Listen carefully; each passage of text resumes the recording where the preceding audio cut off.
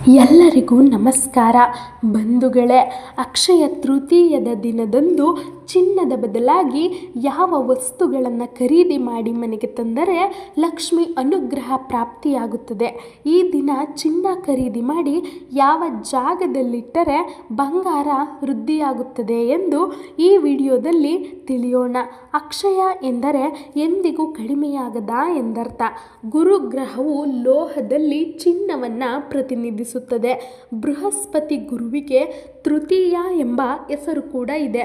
ಗುರುವಿನ ಸಂಖ್ಯೆ 3. ಅಕ್ಷಯ ತೃತೀಯವು 15 ತಿಥಿಗಳಲ್ಲಿ 3ನೆಯ ತಿಥಿಯಾಗಿದೆ.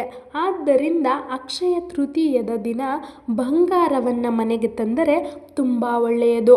ಅಕ್ಷಯ ತೃತೀಯ ದಿನದಂದು ಮಹಾಲಕ್ಷ್ಮಿ ದೇವಿ, ಮಹಾವಿಷ್ಣು, ಕುಬೇರ ದೇವ, ಗಣಪತಿಯನ್ನು ವಿಶೇಷವಾಗಿ ಪೂಜಿಸಿದರೆ ವರ್ಷ ಪೂರ ನೆಮ್ಮದಿ, ಸುಖ, ಸಂಪತ್ತು ವೃದ್ಧಿಯಾಗುತ್ತದೆ. ಅಕ್ಷಯ ತೃತೀಯ ದಿನದಂದು ಶುಭ ಕಾರ್ಯಗಳನ್ನು ಮಾಡಬಹುದು.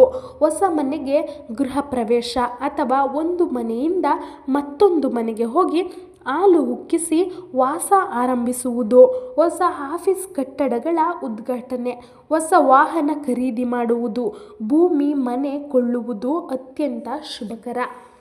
ಈ ದಿನ ಬಂಗಾರ ಖರೀದಿ ಮಾಡಿ ಮನೆಗೆ ತಂದಾಗ ಮೊದಲು ಅಮೃತಕ್ಕೆ ಸಮನಾದ ಶುದ್ಧ ಹಾಲಿನಿಂದ ಚಿನ್ನವನ್ನು ತೊಳೆದು ನಂತರ ನೀರಿನಿಂದ ತೊಳೆದು ಬಟ್ಟೆಯಿಂದ ಒರೆಸಿ ಮಹಾಲಕ್ಷ್ಮಿ ದೇವಿಯ ಮುಂದೆ ಇಡಬೇಕು. ಅದು ಕೂಡ ಕುಬೇರನ ದಿಕ್ಕಾದ ಉತ್ತರ ದಿಕ್ಕಿನಲ್ಲಿ ನೀವು ಖರೀದಿ ಮಾಡಿ ತಂದ ಬೆಳ್ಳಿ ಅಥವಾ ಬಂಗಾರ ಇಟ್ಟರೆ ತುಂಬ ಒಳ್ಳೆಯದು. ಮನೆಗೆ ತಂದ ಚಿನ್ನ ಬೆಳ್ಳಿಯನ್ನು ಈ ವಿಧಾನ ಅನುಸರಿಸಿ ಶುದ್ಧಿ ಮಾಡಿ ಉತ್ತರ ದಿಕ್ಕಿನಲ್ಲಿಟ್ಟರೆ ಮಹಾಲಕ್ಷ್ಮಿ ಹಾಗೂ ಕುಬೇರನ ಅನುಗ್ರಹದಿಂದ ಮತ್ತೆ ಮತ್ತೆ ಬಂಗಾರ ಕೊಳ್ಳುವ ಶಕ್ತಿ ಹೆಚ್ಚಾಗಿ ಮನೆಗೆ ಐಶ್ವರ್ಯ ಪ್ರಾಪ್ತಿಯಾಗುತ್ತದೆ. ಬಂಗಾರ ಖರೀದಿ ಮಾಡಲೇಬೇಕು ಈ ದಿನ ಎಂದು ಯಾವುದೇ ಕಾರಣಕ್ಕೂ ಸಾಲ ಮಾಡಬಾರದು. ಸಾಲ ಮಾಡಿ ಮನೆಗೆ ಚಿನ್ನವನ್ನು ಅಕ್ಷಯ ತೃತೀಯ ದಿನ ತರುವುದು ತುಂಬ ಅಶುಭವಾದ್ದು. ಇದರಿಂದ ಸಾಲಗಳು ಹೆಚ್ಚಾಗಿ ಕಷ್ಟಗಳು ವೃದ್ಧಿಯಾಗುತ್ತವೆ. ಉಳ್ಳವರು ಚಿನ್ನ, ಬಂಗಾರ, ಬೆಳ್ಳಿ ಮನೆಗೆ ತಂದರೆ ಇರದವರು ಏನು ಮಾಡಬೇಕು? ಬಂಗಾರಕ್ಕೆ ಸಮನಾದ ಕೆಲವು ಮಂಗಳಕರ ವಸ್ತುಗಳನ್ನು ಈ ದಿನ ಮನೆಗೆ ತಂದರೆ ಚಿನ್ನ ತಂದಷ್ಟೇ ಫಲಗಳು ಪ್ರಾಪ್ತಿಯಾಗುತ್ತದೆ. ಈ ದಿನ ಮನೆಗೆ ತರಬೇಕಾದ ಮೊಟ್ಟ ಮೊದಲ ವಸ್ತು ಎಂದರೆ ಅದು ಬಾರ್ಲಿ. ಬಾರ್ಲಿಯನ್ನು ಕನಕ ಎಂದು ಕರೆಯುತ್ತಾರೆ. ಚಿನ್ನಕ್ಕೆ ಸಮಾನವಾದ ಪದಾರ್ಥವೆಂದರೆ ಅದು ಬಾರ್ಲಿ. ಈ ದಿನ ಬಾರ್ಲಿಯನ್ನು ಮನೆಗೆ ತಂದು ಲಕ್ಷ್ಮೀ ದೇವಿಯ ಮುಂದಿಟ್ಟು ಪೂಜಿಸಿ ನಂತರ ದುಡ್ಡು ಇಡುವ ಜಾಗದಲ್ಲಿ ಒಂದು ಬಟ್ಟೆಯಲ್ಲಿ ಕಟ್ಟಿ ಇಡಬೇಕು. ನಿತ್ಯ ಪೂಜೆ ಮಾಡುವಾಗ ಈ ಬಾರ್ಲಿ ಗಂಟಿಗೂ ಪೂಜಿಸಬೇಕು. ಅಕ್ಷಯ ತೃತೀಯದ ದಿನ ಮನೆಗೆ ತರಬೇಕಾದ 2ನೇ ವಸ್ತು ಎಂದರೆ ಹೊಸ ಪೊರಕೆ. ಮಹಾಲಕ್ಷ್ಮಿ ಸ್ವರೂಪವಾದ ಪೊರಕೆಯನ್ನು ಈ ದಿನ ಮನೆಗೆ ತಂದರೆ ತುಂಬ ಒಳ್ಳೆಯದು. ಈ ದಿನ ಮನೆಗೆ ತರಬೇಕಾದ 3ನೇ ವಸ್ತು ಎಂದರೆ ಮಹಾಲಕ್ಷ್ಮಿ ದೇವಿಗೆ ಅತ್ಯಂತ ಪ್ರಿಯಕರವಾದ ಹಳದಿ ಬಣ್ಣದ ಕವಡೆಗಳು. ಈ ದಿನ ಮನೆಗೆ ಕವಡೆಗಳನ್ನು ತಂದು ಮಹಾಲಕ್ಷ್ಮಿ ದೇವಿಯ ಮುಂದಿಟ್ಟು ಪೂಜಿಸಿದ ನಂತರ ಬೀರುವಿನಲ್ಲಿ ಕವಡೆಗಳನ್ನು ಎತ್ತಿಡಿ. 2 ಕವಡೆಗಳನ್ನು ನಿಮ್ಮ ಪರ್ಸಿನಲ್ಲಿ ಇಟ್ಟುಕೊಳ್ಳಿ. ಇದರಿಂದ ಆರ್ಥಿಕ ಸಮಸ್ಯೆಗಳು ದೂರವಾಗುತ್ತವೆ. ಅಕ್ಷಯ ತೃತೀಯ ದಿನ ಮನೆಗೆ ತರಬೇಕಾದ 4ನೆಯ ವಸ್ತು ಕಲ್ಲುಪ್ಪು. ಉಪ್ಪು ಮಹಾಲಕ್ಷ್ಮಿ ದೇವಿ ಸ್ವರೂಪ. ಈ ದಿನ ಬಿಳಿ ಬಣ್ಣದಲ್ಲಿರುವ ಕಲ್ಲುಪ್ಪನ್ನು ಮನೆಗೆ ತಂದರೆ ಮಹಾಲಕ್ಷ್ಮಿಯ ಅನುಗ್ರಹ ಪ್ರಾಪ್ತಿಯಾಗುತ್ತದೆ. ಅಕ್ಷಯ ತೃತೀಯದ ದಿನ ಮನೆಗೆ ತರಬೇಕಾದ 5ನೆಯ ವಸ್ತು ಹಳದಿ ಬಣ್ಣದ ವಸ್ತ್ರ. ಈ ದಿನದಂದು ಚಿಕ್ಕ ಚೌಕಾಕಾರದ ಒಂದು ಹಳದಿ ಬಣ್ಣದ ವಸ್ತ್ರವನ್ನು ತಂದು ದೇವರನ ಕೋಣೆಯಲ್ಲಿ ಇಡಬೇಕು. ಇದರಿಂದ ಮನೆಯಲ್ಲಿ ಸಂಪತ್ತು ವೃದ್ಧಿಯಾಗುತ್ತದೆ. ಅಕ್ಷಯ ತೃತೀಯದ ದಿನ ಮನೆಗೆ ತರಬೇಕಾದ 6ನೇ ವಸ್ತು ಎಂದರೆ ಮಣ್ಣಿನ ಮಡಿಕೆ ಅಥವಾ ಪಾತ್ರೆ. ಈ ದಿನದಂದು ಮಣ್ಣಿನಿಂದ ತಯಾರು ಮಾಡಿದ ನೀರು ಕುಡಿಯುವ ಮಡಿಕೆ ಅಥವಾ ಚಿಕ್ಕದಾದ ಮಣ್ಣಿನ ಪಾತ್ರೆಯನ್ನು ಮನೆಗೆ ತರಬೇಕು.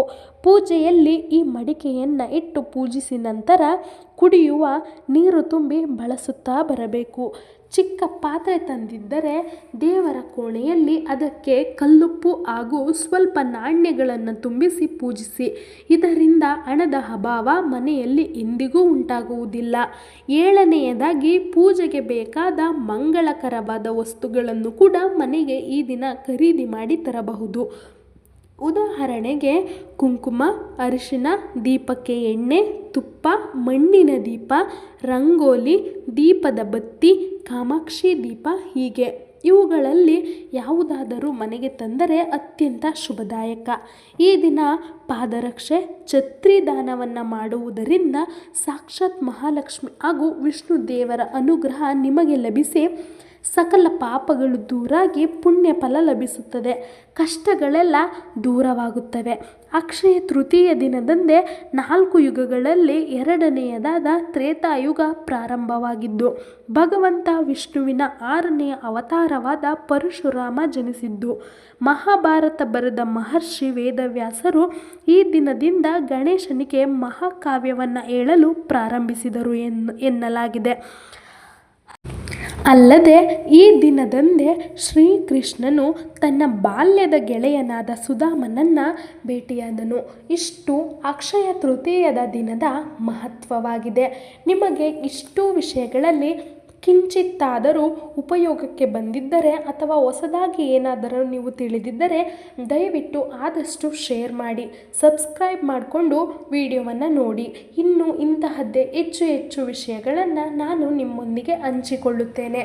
ಧನ್ಯವಾದಗಳು.